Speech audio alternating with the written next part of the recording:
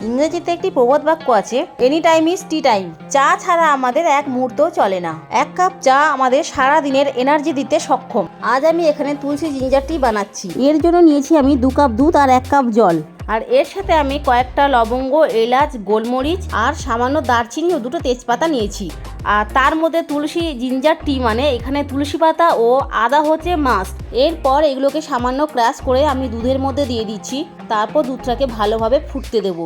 দুধটা ভালোভাবে ফুটে গেলে তখন আমি তার মধ্যে চা পাতা অ্যাড করে দেবো। এখানে আমি 4 চামচ চা নিয়েছি। দুধের সাথে চাটা ভালো করে ফুটে গেলে একটা সুন্দর কালার আসবে। এই কালারটা যখন এসে যাবে তখন আমি এতে তুলসী পাতা ও আদা অ্যাড করে দিচ্ছি। এরপর এটাকে ভালো করে নাড়াচাড়া করে বেশ কিছুক্ষণ ফুটতে দিতে হবে। চাটা কিছুক্ষণ ফোটার পর যখন দেখবো যে সুন্দর একটা কালার এসে গেছে তখন কিন্তু এই চাটা সার্ভ করার জন্য রেডি। আমি এখানে দুধ চায়ে চিনি খাই না। যারা দুধ চায়ে চিনি খাও তারা কিন্তু চায়ের মধ্যে চিনি অ্যাড করে নিতে পারো। এবার চাটা ছেঁকে নিয়ে সবাই মিলে আড্ডা দিতে দিতে চায়ের মজা উপভোগ করো।